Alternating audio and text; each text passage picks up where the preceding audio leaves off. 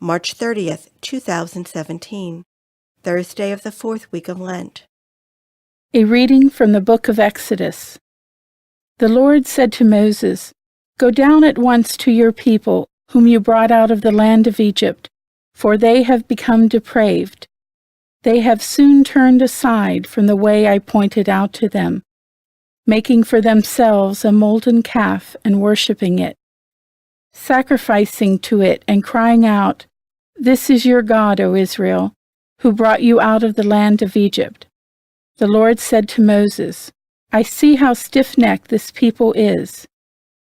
Let me alone, then, that my wrath may blaze up against them to consume them. Then I will make of you a great nation.'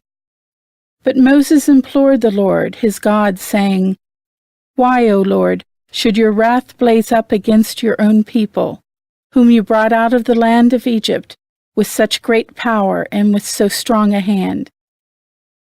Why should the Egyptians say, with evil intent he brought them out, that he might kill them in the mountains and exterminate them from the face of the earth? Let your blazing wrath die down. Relent in punishing your people. Remember your servants, Abraham, Isaac, and Israel, and how you swore to them by your own self, saying, 'I will make your descendants as numerous as the stars in the sky, and all this land that I promised, I will give your descendants as their perpetual heritage.' So the Lord relented in the punishment he had threatened to inflict on his people." The word of the Lord. The response is, "Remember us, O Lord, as you favor your people." Our fathers made a calf in Horeb and adored a molten image. They exchanged their glory for the image of a grass-eating bullock. Remember us, O Lord, as you favor your people.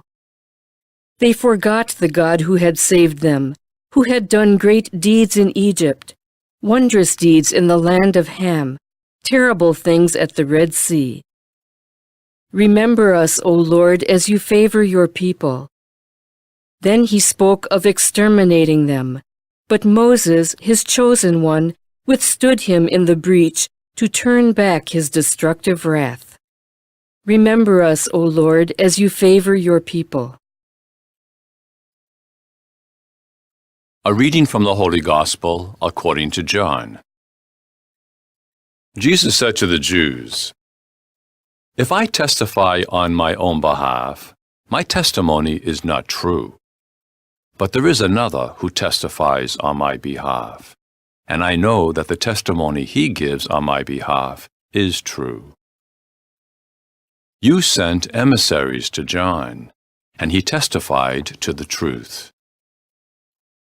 I do not accept human testimony, but I say this so that you may be saved. He was a burning and shining lamp, and for a while you were content to rejoice in his light. But I have testimony greater than John's. The works that the Father gave me to accomplish, these works that I perform testify on my behalf that the Father has sent me. Moreover, the Father who sent me has testified on my behalf. But you have never heard his voice, nor seen his form, and you do not have his word remaining in you, because you do not believe in the one whom he has sent.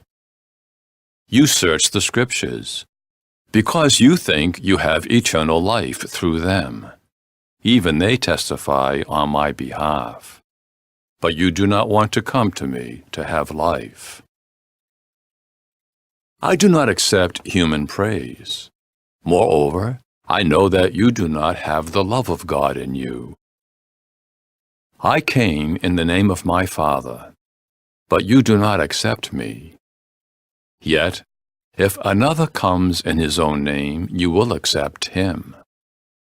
How can you believe when you accept praise from one another, and do not seek the praise that comes from the only God?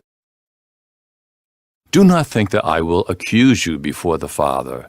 The one who will accuse you is Moses, in whom you have placed your hope. For if you had believed Moses, you would have believed me, because he wrote about me. But if you do not believe his writings, how will you believe my words? The Gospel of the Lord.